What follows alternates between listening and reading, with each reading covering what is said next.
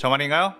내 이름은 종타쿠 오덕이죠. 우리 종도의 여러분, 오늘 하루는 어떠셨나요? 오늘은 인기 애니메이션 규현의 칼날 세계관에 진격의 거인의 최강자 리바이가 들어간다면 어떻게 될지에 대한 가상 시나리오입니다. 이 영상에는 원작의 스포일러와 개인적인 견해가 있으니 그 점 유의하시길 바랍니다. 大丈夫ですか? 그럼 시작해볼까요? 리바이 같은 경우 수많은 팬을 가지고 있는 진격의 거인 작품에서 압도적인 인기를 독차지하고 있는 최강 매력의 캐릭터이죠. 사실 인기 비중으로 따졌을 땐 한 만화에서 이 정도로 압도적인 인기를 다 가져갈 수 있을까 신기할 정도입니다. 규메르 칼날 세계관에서 가장 인기가 많다고 느끼는 랭고쿠 큐즈로도 엄청난 인기를 자랑하지만 시간이 갈수록 귀칼 세계관의 다른 캐릭들이 많이 활약을 하기 때문에 인기가 분배가 되는데, 리바이는 작중에서 나온 시점부터 쭉 엄청난 포스를 보여주며 캐릭에 입덕을 하게 만들어주죠. 저번에 세계관 가상 시나리오를 하기 전에 리바이가 귀칼 세계관에 온다면 어느 정도까지 할 수 있는지에 대한 영상을 만들었는데, 몇몇 분들이 리바이도 다른 애니 캐릭터들처럼 가상 시나리오 써달라고 하신 분들이 계셔서 리바이로도 이야기를 만들어 보려고 합니다. 리바이 편 역시 쓰다 보니 좀 길어져서 2부로 나눠 진행해 보려고 합니다. 이 가상 시나리오 컨텐츠는 원작의 고증을 철저히 따지다가는 매끄러운 진행이 되지 않기 때문에 어느 정도의 설정 오류는 이해해 주셨으면 좋겠습니다. 그럼 오늘의 주인공 리바이의 아크만 가상 시나리오 1부 시작하겠습니다. 리바이는 평소와 같이 조사병단을 데리고 벽 밖으로 조사를 나간 상황이었습니다. 그러다가 리바이는 어떤 깊숙한 숲 쪽에서 어떤 위화감이 들었고 그곳으로 들어가 봤죠. 그때 엄청난 지진과 함께 땅이 꺼졌고 입체기동으로 나무를 타고 벗어나려고 했지만 나무들도 함께 꺼진 땅 속으로 들어가 버리고 말았습니다. 어둠 속에서 눈을 뜬 리바이는 다시 지상 밖으로 나가야겠다는 생각으로 입체기동을 사용해 나갔는데, 그곳은 어떤 산에 있는 숲이었고 자신의 세계와는 다르다는 것을 깨달았습니다. 일단 이 숲을 빠져나가 상황을 알아보고자 했는데, 멀리서 칼을 든 인간들이 보였고 그 인간들이 한 남자를 죽이려고 하는지 공격 태세를 갖추고 있었죠. 그런데 리바이가 가까이 가보니 그 칼을 든 무리들은 의식이 없는 상태였고 몸에 어떤 실들이 이어져 있다는 게 보였습니다. 그 실들이 이 사람들을 움직여 같은 편을 공격하고 있다는 걸 한 번에 알아챘죠. 그래서 칼로 순식간에 그 실들을 전부 잘라버렸고 그들은 모두 풀썩 쓰러져 움직이지 않았습니다. 그 뒤 실에 조종당하지 않고 맨정신이지만 겁에 질린 남자에게 도대체 이 상황은 무엇이냐며 짜증 섞인 말투로 물었습니다. 자신은 귀살대원 무라타이며 혈기를 퇴치하려고 이 산에 왔는데 대원들이 모두 의식을 잃고 자신을 공격했다고 했죠. 혈기가 무엇이냐고 묻자 인간을 잡아먹으며 일륜도로 목을 베지 않으면 다시 재생하는 괴물이라고 말했습니다. 리바이는 칫, 거인과 비슷한 녀석들인가? 하며 불쾌했고, 일반 칼로는 혈기를 완전히 쓰러뜨릴 수 없다는 말에 쓰러져 있는 귀살대원들의 일륜도를 2개 집어갔죠. 혈기를 처음 보는 사람인데도 이렇게 침착한 모습을 보이는 리바이. 무라타는 리바이에게 당신은 도대체 누구냐고 물었고 리바이는 그저 무시한 채 길을 나섰죠. 무라타는 일단 또 다른 혈기들이 나타나 자신을 공격하면 무서우니 리바이의 뒤를 졸졸 따라갔습니다. 그때 어디선가에서 싸우는 소리가 들렸고 그곳으로 가보니 한 소녀가 공중에 매달려 있었으며 한 소녀는 피를 흘린 채 발버둥을 치고 있었고 새하얀 머리를 한 기묘한 소년이 서 있었습니다. 무라타는 그 모습을 보고 하얀 오해 혈기잖아, 우린 못 이겨 라고 하며 벌벌 떨었고 저런 어린아이 같은 게 혈기란 존재인가? 라고 묻자 무라타는 혈기는 인간의 모습과 비슷하게 여자, 남자, 어른아이 다양한 모습을 가지고 있다고 했습니다. 루이는 불청객이 찾아오자 너네도 죽고 싶어서 찾아왔냐며 실 공격을 날렸고 리바이는 그 자리에서 순식간에 그 실들을 전부 베어냈습니다. 루이는 자신의 강철과도 같은 강도의 실을 여유롭게 잘라내버리는 모습을 보고 꽤나 충격을 받았죠. 그리고 입체 이동을 활용해 순식간에 루이의 뒤로 접근한 후 회전배기를 사용해 목을 날려버렸죠. 리바이는 꽤나 배임성이 좋은 일륜도를 보고 마음에 든다는 생각을 했고 무라타 탄지로는 엄청난 리바이의 실력에 경악을 금치 못했습니다. 그리고 목숨을 살려줘서 고맙다고 연신 감사를 표했고 리바이는 귀찮다는 듯이 라고 대답을 했습니다. 조금 있다가 수주 토미오카 기우가 멋지게 나타났고 모든 상황이 다 정리가 돼버린 상태라 조금은 뻘쭘했죠. 기우와 마주친 리바이, 서로에게 별 관심이 없는지 아무런 말도 하지 않았고 그 숨막히는 분위기에 무라타와 탄지로는 괜히 자신들이 엄청나게 긴장을 했습니다. 그 뒤 충주 시노부가 나플라플라라와 네즈코를 죽이려고 하는 것을 기우가 막아섰고 리바이는 그 모습을 보고 어느 세계건 같은 조직끼리 이렇게 싸우는 건가 싶었습니다. 그때 네즈코와 탄지로를 귀살대 본부로 데려오라는 지령으로 기우와 시노부는 싸움을 멈추고 탄지로 남매는 귀살대 본부로 가게 되었습니다. 그리고 얼떨결에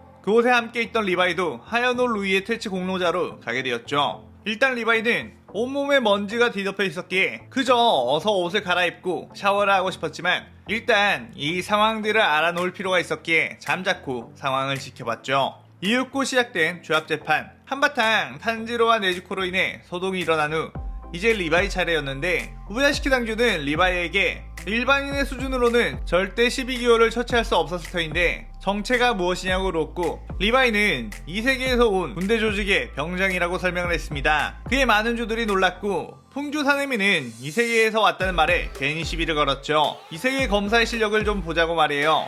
역시나 한성가라는 리바이는 그 제안을 받아들였고 푸른 목도를 가지고 대련하기 시작했습니다. 저돌적인 사내미의 바람의 호흡 검수를 막아내려다가 순식간에 회전을 하며 사내미의 뒤로 돌아가 회전 공격을 했고 사내미는 겨우 그 공격을 막긴 했지만 그 파워에 멀리 날아가 넘어졌죠. 재밌는 검술이네. 진심으로 해볼까? 하며 다시 달려든 사내미. 그때 우야시키 당주는 멈추라고 지시했고 그 정도면 충분히 이 검사의 실력을 알 수 있지 않느냐고 했습니다. 사내미는 분했지만 당주의 말을 듣기로 했죠. 우부야시키는 리바이에게 귀살대가 다시 원래 세계로 돌아가는 방법을 찾는 걸 도울 테니 그 방법을 찾을 때까지만이라도 자신들을 도와 혈기를 퇴치해주면 안 되겠냐며 그렇게 해준다면 여기서 거처와 돈을 마련해주겠다는 제안을 했습니다. 리바이 입장에서야 나쁠 게 없었기에 그 제안을 받아들이게 되었죠. 그렇게 집을 받은 리바이는 오자마자 엄청난 청소를 하기 시작했는데 그때 풍주 사내미가 다시 찾아와 다시 대련을 신청했습니다. 그렇게 둘은 대련을 했고 사내미는 자신이 할 수 있는 모든 형의 바람의 호흡을 꺼내 사용했지만 5번의 대련 모두 리바이의 승리가 되었죠. 사내미는 비로소 자신의 패배를 인정하고 리바이에게 검술 지도를 부탁했습니다. 자존심 강한 사내미일지라도 자존심보단 자신이 더욱 강해져 혈기를 말살하는 게 더 중요했기 때문이죠. 리바이는 귀찮긴 했지만 사내미가 쓰는 바람의 호흡이라는 것에 흥미가 생겼고 자신도 전투 기술을 알려줄 테니 너도 그 호흡이라는 것을 내게 알려주라고 했고 둘은 그렇게 함께 수련을 했습니다. 리바이는 천재적인 소질로 인해 바람의 호흡을 금방 마스터하게 되었고 바람의 호흡을 자신의 공격에 맞게 변형을 시켜 회전배기에 특화된 회오리의 호흡으로 파생이 되었죠. 사내미는 그 모습에 더욱 자극을 받아 빡세게 수련하기 시작했습니다. 리바이는 어느 날 기살대 까마귀로부터 무한열차에서 상현사 마카자가 등장했다는 소식을 듣고 급히 그곳으로 지원을 나갔는데 입체기동을 활용한 엄청난 스피드로 빠르게 그곳으로 날아갔습니다. 한참을 가다 보니 그곳에서는 이미 아카자와 염조 랭고쿠 쿄주로가 치열하게 싸우고 있었고 쿄주로의 상처가 꽤 심각해 보였죠. 아카자가 쿄주로에게 강력한 펀치를 날리려고 하는 찰나에 리바이가 가까스로 아카자의 팔을 베어냈고 아카자는 새로운 인물의 등장에 열이 받았습니다. 그리고 파괴살 아침을 시전해 리바이를 공격하려고 했는데 리바이는 입체이동으로 슉슉 아카자의 공격을 피하며 이리저리 왔다갔다 했고 아카자의 몸을 회전배기로 베어내고 있었죠. 아카자의 몸의 상처가 회복되는 시간보다도 빠르게 베이며 체력이 급속도로 떨어지기 시작했습니다. 안 그래도 쿄주로와 싸우며 체력을 꽤나 소비했던 터라 아카자의 나침조차 리바이의 빠르고 변칙적인 공격을 읽지 못했고 아카자는 이대로 시간이 끌리면 안 되겠다는 생각에 쿄주로의 처리를 다음으로 미루고 만스런을 시전했고 리바이는 놓치지 않는다며 빠르게 입체기동으로 뒤쫓아갔습니다. 그렇게 아카자는 리바이의 시니컬한 표정으로 쫓아오는 추격에 공포를 느낄 수밖에 없었고 이제 잡혀 죽는 건가 싶은 순간 리바이의 입체기동 장치 가스가 떨어져 멈추고 말았습니다. 쿄조를 도우러 급히 오는 바람에 가스를 너무 써버린 탓이었죠. 아카자는 10년 감소한 마음으로 더욱 열심히 빤스런을 뛰었고 리바이는 추격을 포기한 채 뒤에 온 괴살대원들과 합류해 쿄조로 일행을 부축했습니다. 쿄조로는 큰 부상을 입긴 했지만 생명에는 전혀 지장이 없었고 충분히 회복한 후에 복귀를 하겠다고 했습니다. 일단 리바이는 자신에게 큰 힘이 될 입체기동 장치에 가스를 충전하는 게 급선무였기에 가스 충전할 곳을 찾아다녔죠. 다행히도 귀칼 세계에는 열차도 다닐 정도로 산업이 발전된 사회였기 때문에 가스를 충전하는 것은 그리 어려운 일이 아니었습니다.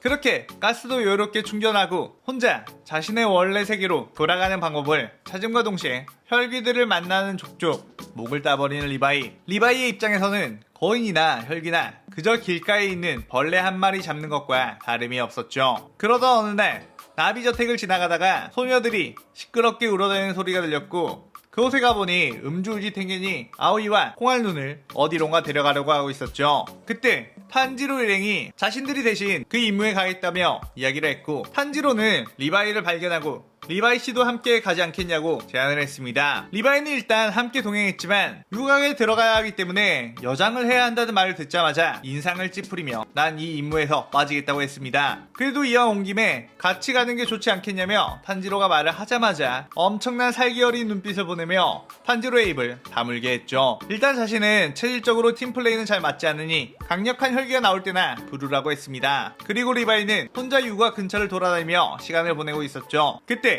호객행위하는 많은 사람들이 잘생긴 리바이의 얼굴을 보고 자기 가게로 오라며 리바이의 팔을 끌어당겼고 그때마다 리바이는 더러운 손 치우라며 뿌리쳐냈습니다. 결백증이 심한 리바이는 다른 사람들이 자신의 몸에 닿는 것을 매우 불쾌하게 생각을 했죠. 유곽 쪽 사람들은 보통이었으면 이러한 대우에 몹시들 열이 받았겠지만 잘생긴 사람이 시크하기까지 하다며 더더욱 많은 사람들이 달려들었죠. 그에 이 꽉 깨물고 짜증을 내는 리바이. 그 시점 탄지로 일행은 유곽에서 임무를 하며 탱겐의 아내들에 대한 정보를 모았고 탱겐 역시 정보들을 취합해 어디에 상현의 혈기가 있는지 알아내고 있었습니다. 얼마 안가 상현육 다큐가 좋아하게 된 탄지로에게 아름답지 않은 존재들은 모두 죽여도 되는 벌레라며 엄청난 오비 공격을 날렸고 탄지로는 구경 온 사람들을 구하느라 큰 상처를 입게 되었습니다. 그리고 다키가 쓰러진 탄지로를 마무리하려고 하는 찰나에 한 건물 지붕에서 너도 추하게 생겼는데 너도 죽여버리면 되는 거냐 말하며 리바이가 등장했고 다키는 감히 내 얼굴 지적을? 하며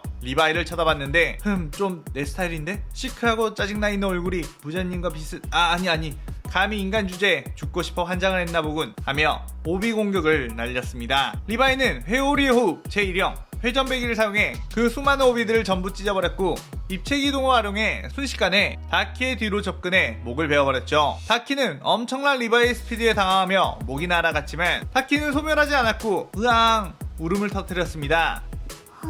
그때 눈물이 튈까봐 리바이는 다키에게서 멀찌감치 떨어졌고 곧이어 목에서 규타로가 삐져나오게 되었습니다. 규타로는 리바이를 쓱 보더니 잘생긴 놈이로구나. 평생을 사랑받으며 살아왔겠어. 부럽구나 부러워. 나는 항상 뒷골목에서 피를 묻히며 살아왔는데 말이야 라고 했습니다. 리바이는 내가 그렇게 보이는 건가? 우습군. 나도 뒷골목에서 피냄새를 맡으며 커왔거든 하며 규타로에게 빠르게 접근했고 규타로는 이때다 싶어 독혈을 뿌렸죠. 하지만 전투 센스 최상인 리바이는 제자리에서 회오리 호흡으로 독혈을 전부 막아냈습니다. 꼭 약해 빠진 것들이 독같은 꼼수를 쓰지 라고 하며 입체기둥으로 빠르게 규타로의 뒤에 다가갔고 다키는 오빠 조심! 이라고 하기도 전에 온몸을 난도질해버렸죠. 하지만 규타로 역시 목이 베어도 소멸하지 않았고 자신의 목을 주어 다시 재생을 했습니다. 리바이는 다키의 몸에서 규타로가 나온 것 그리고 오빠라고 불렀던 것을 유추해봤을 때 둘이서 하나의 존재의 가능성이 있다고 생각했고 둘을 동시에 베어버려야겠다는 생각을 했죠. 규타로는 그런 리바이의 속셈을 알아챘는지 다키에게 어서 멀리 떨어지라고 소리쳤고 가까운 공간에 있으면 이 녀석에게 단번에 둘 다 목이 베일 거야 라고 했습니다. 그러자 다키는 빠른 속도로 쓰러져 있는 탄지로를 오비로 묶어 도망가기 시작했고 리바이는 다키를 쫓으려고 했지만 규타로가 피해 참격을 무지막지하게 날리는 바람에 쉽게 쫓아갈 수가 없었죠. 하지만 그때 너 어딜 도망가냐? 하며 우주의 탱겐이 나타나 순식간에 다키의 목을 날려버렸습니다. 그걸 본 리바이는 회오리 호흡 제2형 칼날 팽이를 사용해 규타로의 온몸을 가로로 갈갈기 베어버렸고 둘은 소멸하기 시작했습니다. 우주의 탱겐은 아내들을 구하느라 화려한 부분은 저 녀석에게 다 뺏겨버렸군 이라고 아쉬워했고 리바이는 자신에게 묻은 다키 규타로에 피해 그저 찝찝해하고 있었습니다. 이후 드디어 상현의 열기를 잡았다는 것에 모두가 기뻐했고 특히 모든 주들이 큰 부상을 입지 않고도 상현을 잡았다는 게 의미가 크다고 말했죠. 리바이는 딱히 그런 것에 큰 관심이 없었고 그저 자신의 칼날에 이가 많이 빠져있는 것이 보였습니다. 애초에 자신의 칼이 아니었기 때문에 새로운 칼을 얻어야겠다는 생각을 하며 시나리오 1부가 끝나게 됩니다. 자 오늘은 이렇게 귀멸의 칼 세계관에 리바이가 들어온다면 어떻게 될지에 대해 시나리오를 써봤는데요. 재밌게 보셨다면 좋겠네요. 앞으로 나올 리바이 시나리오 2부도 많은 기대 부탁드리고 리바이가 귀멸의 칼 세계관에 온다면 어떤 전개가 펼쳐질 것 같은지 어떤 활약을 할 것 같은지 많은 의견 댓글에 남겨주시기 바랍니다. 오늘의 오덕일기는 이것으로 마칠게요. 영상 즐겁게 보셨다면 구독, 좋아요, 알림 설정 누르는 거 잊지 마시고요. 여기까지 보신 분들 항상 건강하고 행복하시길 바랍니다. 그럼 오늘은 이만 사요나라. 사요나라.